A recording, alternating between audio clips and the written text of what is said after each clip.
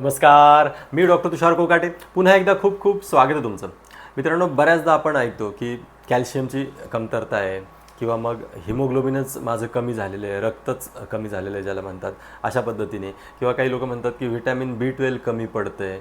वेगवेगळ्या प्रकारची व्हिटॅमिन्स किंवा वेगवेगळ्या प्रकारचे जे शरीर घटक आहेत हे शरीरात कमी पडत आहेत. आणि मग आपण करतो काय, तर आपण सप्लिमेंट घेतो. सप्लिमेंट म्हणजे काय, की जे आपल्याला कमी पडतं ते त्याचा पुरवठा करणारं काहीतरी औषध, गोळी किंवा एखादं इंजेक्शन. आता हे असं सर्रासपणे होताना दिसतंय, परंतु याचं खरं कारण काय याच्याकडे मात्र कोणीच लक्ष देत नाही आहे. बघा, आता आपण जो काही आहार घेत असतो, या आहारातून खरं तर आपल्याला सगळ्याच गोष्टी मिळणं अपेक्षित आहे. आता काही पूर्वीसारखं नाही आहे की आपल्याला खायलाच मिळत नाही आहे किंवा अन्नधान्याची कमतरता आहे. आपण सगळं चांगलं खातोय, भरपूर खातोय, व्यवस्थित खातोय, आणि तरीही अशा प्रकारे बाहेरून सप्लिमेंट घेण्याची आपल्याला गरज पडते. याचं कारण काय?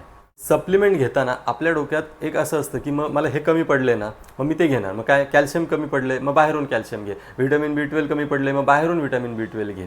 तर अशा पद्धतीने जर आपण वागत असतो, हे वागत असताना आपल्या डोक्यात एक निश्चित असतं की आपल्या आहारातून हे आपल्याला मिळालेलंच नाही आहे. पण खरंच अशी फॅक्ट आहे का, किंवा खरंच हे सत्य आहे का, तुमच्या आहारामध्ये या सगळ्या पदार्थांचा खरंच अंतर्भाव नाही आहे का? याचं उत्तर असं आहे की आपल्या आहारात खरं तर हे सगळं आहे, परंतु तरीही आपल्याला ते जर मिळत नसेल तर याचं कारण आपल्या आहारातून आपण ते घेऊ शकत नाही आहे, ते ॲब्झॉर्ब करू शकत नाही आहे, हे खरं कारण आहे. मग आता ॲब्झॉर्ब करू शकत नाही त्याच्यावर काम करण्याऐवजी आपण करतो काय, आपण शरीराला ते बाहेरून देतोय. आणि अशा पद्धतीने जर शरीराला नियमितपणे असं बाहेरूनच घ्यायची सवय लागली तर मग शरीर अन्नातून ते ॲब्झॉर्ब करण्याची आपली शक्ती गमावून बसेल असं तुम्हाला वाटत नाही का? कारण नियमितपणे तुम्ही कॅल्शियम बाहेरून घेताय, हिमोग्लोबिनसाठी आयनच्या गोळ्या बाहेरून घेताय, व्हिटॅमिन B12साठी काही इंजेक्शन्स वगैरे घेताय, सगळं आपण बाहेरूनच घ्यायचे. मग अन्नातून आपण काय घ्यायचं? अन्नातून फक्त साखरच घ्यायची आणि मग आपलं जीवनमान चालवायचं, असं करायचं आहे का आपल्याला? या सगळ्या गोष्टी आपल्याला अन्नातून मिळाल्याच पाहिजेत, किंबहुना त्या मिळतच असतात. अन्नामध्ये ते सगळं असतंच. अन्न हे पूर्ण ब्रह्म आहे. जर अन्न पूर्ण ब्रह्म असेल तर त्याच्यामध्ये, ह्या ब्रह्मामध्ये कॅल्शियम येणार नाही का, किंवा वेगवेगळ्या प्रकारचे व्हिटॅमिन्स येणार नाहीत का? सगळं येईल त्याच्यामध्ये. परंतु आपण ते घेऊ शकत नाही. याचं सगळ्यात महत्त्वाचं कारण त्याचं ॲब्झॉर्प्शन आपलं शरीर करत नाही. आणि त्याचं ॲब्झॉर्प्शन आपलं शरीर करत नाही याचं सगळ्यात महत्त्वाचं कारण म्हणजे आपलं डायजेशन बिघडलेलं असतं. बघा, समजा एखाद्याचा पाय फ्रॅक्चर झालेला आहे किंवा दुखावलेला आहे, तर तात्पुरतं त्याला कुबडी, काठी किंवा वॉकर दिलं जातो. कशासाठी? तर आता पायावर बाहेर नको आहे, त्या वॉकरच्या आधाराने त्याला चालता येईल.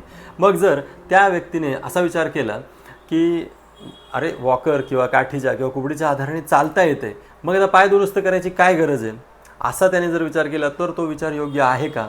तो विचार निश्चितपणे योग्य नाही आहे. तसंच आपण जे काही सप्लिमेंट घेतो आहे ना, ही अशा पद्धतीची कुबडी, काठी किंवा वॉकर आहे. तात्पुरतं आपल्या शरीरात काहीतरी आता कमी पडलेलं आहे आणि तुम्ही ते घेतलं आहे, इथपर्यंत ठीक आहे. परंतु त्याच्यावरच अवलंबून राहणं, आणि आता आणि होतं काय की सप्लिमेंटच्या आधारे थोडीशी ती कमतरता भरून आली ना, की आपण मूळ विषयाला बगल देतो. ते म्हणजे हे आपल्याला का कमी पडलं याचा आपण विचारच करत नाही. म्हणजेच काय, आपण तो पाय दुरुस्त करण्याचा विचारच करत नाही. एवढा आपण त्या वॉकरवरती किंवा काठीवरती डिपेंड होऊन जातो. पुढे जेव्हा परत अशा पद्धतीची कमतरता येईल तेव्हा आपण परत अशा पद्धतीचे सप्लिमेंट घेतो. हे सप्लिमेंट घेणं हे अशा पद्धतीने एक्सटर्नल सपोर्ट घेण्यासारखं आहे. हा एक्सटर्नल सपोर्ट कायमस्वरूपी घ्यायचा नसेल तर तुमचं डायजेशन तुम्हाला सुधारवणं अत्यंत गरजेचं आहे.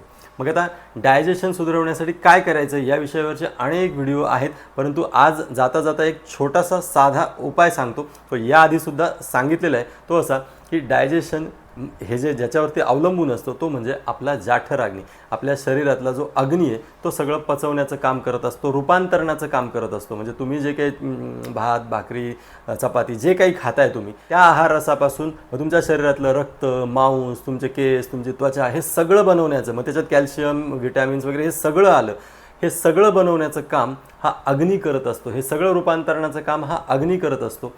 आता जर हा अग्नीच व्यवस्थित नसेल तर मात्र हे काम कुठेतरी बिघडतं आणि मग काहीतरी कमतरता होते आणि मग काहीतरी सप्लिमेंट घ्यावी लागतात. मग आता हा अग्नी दुरुस्त करण्यासाठी काय करायचं आहे? अनेक उपाय यापूर्वीसुद्धा सांगितलेले आहेत. इथे महत्त्वाचा उपाय जाता जाता सांगतो तो असा की जर तुम्ही नियमितपणे तुपाचं सेवन केलं, रोज सकाळी 1 कप दूध, त्याच्यामध्ये 2 चमचे तूप, अशा पद्धतीने जर नियमितपणे घेतलं तर आयुर्वेद असं सांगतोय की अग्नी प्रवृद्ध करण्यासाठी, अग्नी चांगला करण्यासाठी आणि म्हणजेच पर्यायाने चांगलं उत्तम प्रकारे डायजेशन होण्यासाठी, म्हणजेच काय तर तुम्ही जे काही खाताय त्याच्यामधून सगळं शरीराने शोषून घ्यावं, सगळं ॲब्झॉर्ब करावं, त्यातलं सगळं तुम्हाला मिळावं जे काही चांगलं आहे ते, असं जर तुम्हाला वाटत असेल तर तुम्ही रोज सकाळी 1 कपभर दूध आणि त्यात 2 चमचे तूप असं जर घ्यायला सुरुवात केली तर त्याने आधी तुमचा अग्नी चांगला होणार आहे, आणि अग्नी चांगला झाला, डायजेशन चांगलं झालं तर हे सगळं तुम्हाला मिळणार आहे. त्यामुळे हा साधा सोपा उपाय, अनेक आजारांवरती गुणकारी असा हा उपाय तुम्ही करू शकता. बाकी नियमित वेळेवर जेवण करणं, रात्रीचं जेवण लवकर करणं, रात्री